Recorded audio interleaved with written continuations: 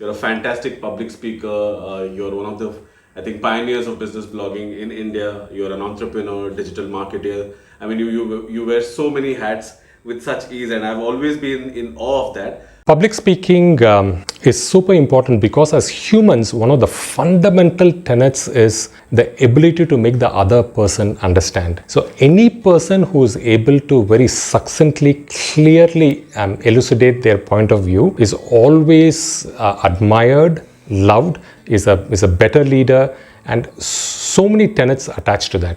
Look at any person who's successful. Look at a marketeer, look at the best actor, look at the best politician, look at the best CEO. If you take all of these people who shine in different fields, and if you try and dissect the DNA of their success, there will be multiple attributes, but one common attribute that stitches everybody together is a communication skills. That ability to communicate clearly to a slightly larger audience standing on a stage is public speaking. So one of the attributes I have is what's called the admiration journal. And in that admiration journal, I try and identify what are the small but important facets that I admire in the other person. And one such one is the ability for somebody to clearly communicate. So it could even be an auto driver where you sit in the auto and the guy clearly asks instructions, or he's saying, are you comfortable, are you doing that, and then has a conversation along the way. Because the minute we talk about communication, we all think about this orator who goes up on stage and stands in front of 5,000 people and commanding everybody's attention. Well, that's good, but it's also is clearly applicable even for the common person or a startup founder with a small team or a CEO of a large company. Yeah. I think that's like super important. So I really like Guy Kawasaki. He was the evangelist for Apple very early on, and I like the way how he communicates. It's very, very spoken English like.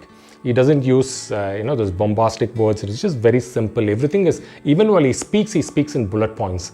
I think that's something that I really like. One of my personal favorites is a guy called Frederick Harron. He's a Swede, but living in Singapore now, but speaks globally.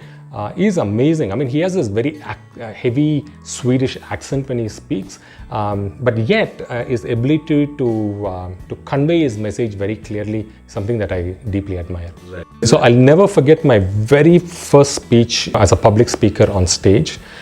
This was in an all-girls college, Stella Maris College, one of those famous ones so I'm invited to go and give a speech out there, extremely nervous. I think there's something about the butterfly in your stomach that makes you want to give your best, and also because there's just so much women in the crowd, I think your testosterone also goes up a huge high. So I remember going out there and being like completely occupied. I'm just giving my very best, and I very satisfied with it. But I'll tell you why that's a very memorable first speech. Exactly that evening, a girl comes and proposes to me saying that I absolutely loved you. Hey, and all this happened 2 days after I got engaged, right? I'm like all my life, I've been trying to get a girl, right? I've been trying fervently. And then should it all happen after 2 days of my engagement? Yeah, I'll never forget that. Yeah. It definitely didn't come naturally, Sachin. I remember, I think it all started during my college days. And one of the things I distinctly remember is how boring my college days were. Actually, college days were fantastic, but the college lectures were boring. And I did my engineering in a college in Tumkur, Karnataka. It looked like all these teachers would just mug up their textbooks and just come and talk, right? But I fell asleep very quickly, I must say. But one clear thing that I realized was there were a couple of professors who were amazing. Those are classes that you want to go and attend. Whereas the majority of others were very boring.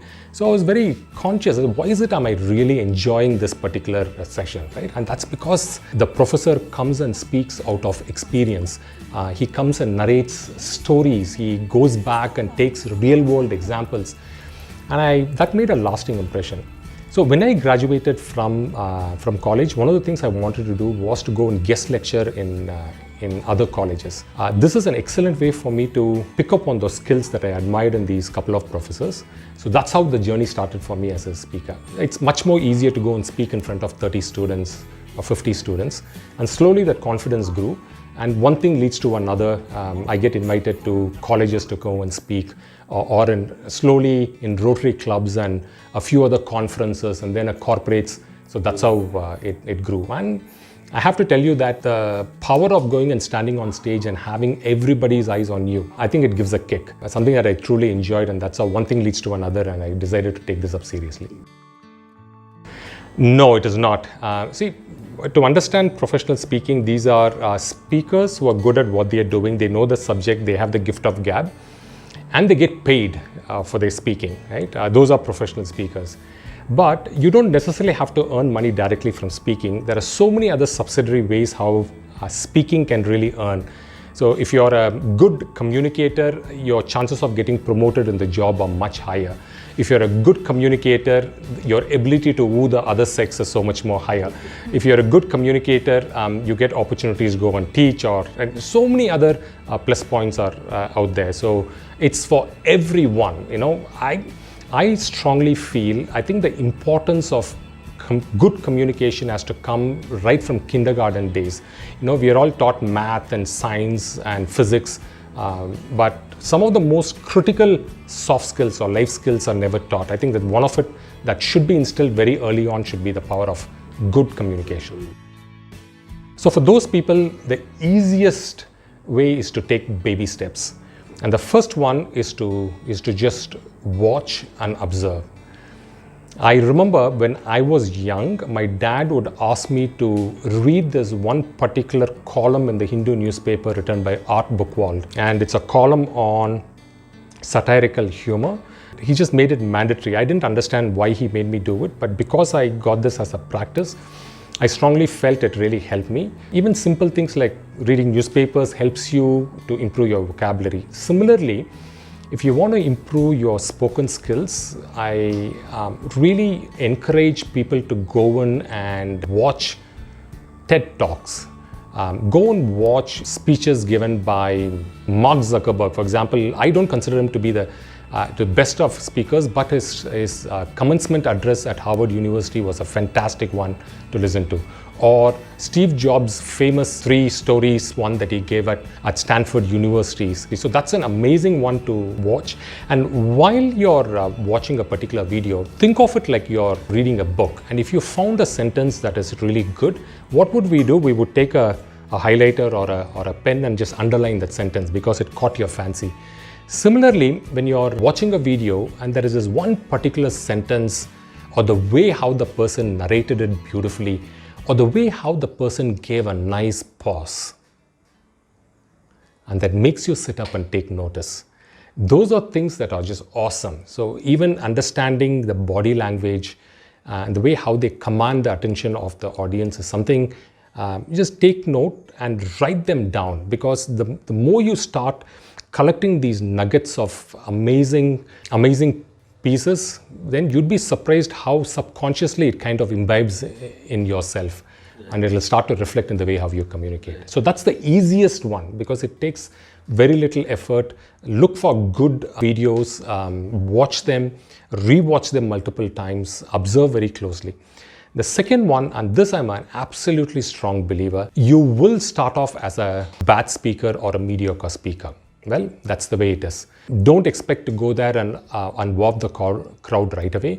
But that's just like how a baby starts to crawl first and then starts to wobble, fall down multiple times, and then gets that stability, then walks and then runs. So be kind to yourself. Give yourself the freedom, give yourself the time to slowly but surely improve yourself. And that improvement will only come by giving as many speeches as you can. So my advice is grab as many opportunities as possible to go give speeches, whether it's free or barter or paid, it really doesn't matter. Just go ahead and grab any chance that you get. But when you go give speech, I want you to do something that will make you super uncomfortable. And that is to ask your friend to record your speech. This is something that most people don't do, because the only way you will find areas of improvement is if you watch your own talk and play it back. It's extremely unnerving, let me warn you. But when you watch yourself speak, there's so many ways that you can, so many mistakes that is obvious and that will help you to correct yourself. The third way how you can improve your speech is by actually doing videos, just like how Sachin is doing these videos. Have conversations with people or start a vlog. Again, be kind to yourself, enjoy the process, and the more you do, the better. There's this amazing experiment that was done in which there were two sets of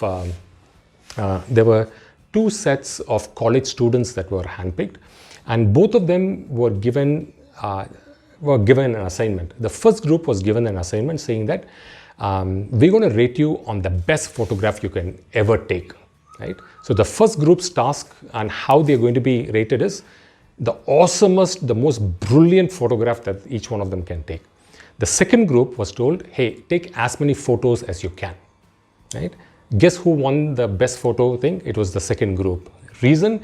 They had the freedom, they didn't have the pressure. So by taking so many photographs, they were able to iterate, improve, and come up with a better photograph. Whereas the first batch was obsessed with ultimate perfection, and hence they failed. It's the same thing that goes even with public speaking. So give yourself the liberty to put yourself out there. Be prepared to fail. It's okay to fail. It's okay to have people snide at you, but that's the only way you will improve going further. The best tip I can give you is don't even ask them to go and speak first, right? Because that's going to unnerve them, and that's only going to put them under even pressure. So the better tip is to touch upon what's the joy quotient for them. What's the plus of going and speaking with people? How can they benefit by going and speaking with a person or speaking with a set of people or to a large audience? So the minute you understand that so many upsides to go and speaking with people, then your inhibition kind of comes down. Suddenly it's worthwhile stepping out of the comfort zone and go and speak. So my advice to introvert is enjoy the process. I want to attribute it to gardening. I run a farm, and one of the best ways to really do this is just focus only on going and planting seeds, growing saplings. So when you start doing this very simple things, suddenly 10 years later, then it dawns upon you, whoa, you have a large farm. It's the same thing even for introverts and speaking. Just focus on those small things, enjoy the process, focus on the upsides. Then you will start warming to the concept that, hey, it's not as bad as you thought it to be.